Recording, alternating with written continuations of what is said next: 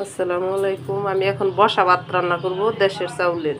অনেকে বসা ভাত রান্না করতে পারে না, কিভাবে রান্না করব নানান সমস্যা।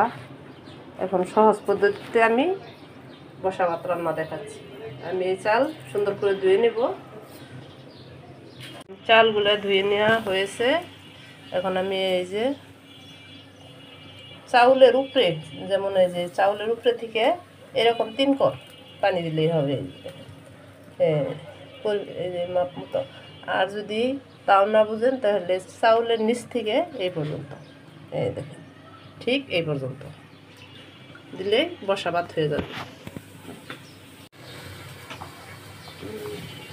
ভাত আমার আসছে, বলক আসছে।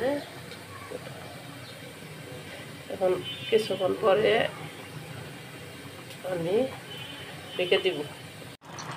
হ্যাঁ, ভাতটা এখন যখন খাই যে একটু একটু হালকা পানি থাকে তখন চুলাটা লো আঁচে দিয়ে ডেকে দিবে। এখন আমি ডেকে দিব। হ্যাঁ, ভাতটা এখন হয়ে গেছে। 5 থেকে 7 মিনিট পরে এই যে আমি দেখেন, যদি দেখবেন সুন্দর হয়ে গেছে।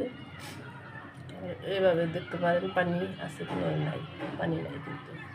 আর তাছাড়া আর একটা আছে, শব্দ হইলে চুর চুর শব্দ করে, পানি নাই, ভাত হয়ে গেছে। এখন আমি এটা দেওয়া নেড়ে দিব। খুব সুন্দর ভাত হয়েছে। এটা ভাত লড়া যাবে না আগে, হ্যাঁ, হয়ে গেলে পরে লড়াবে। পোলার মতো, ঠিক পোলাও যেভাবে রান্না করে ওই রকম সুন্দর ভাত হয়ে গেছে।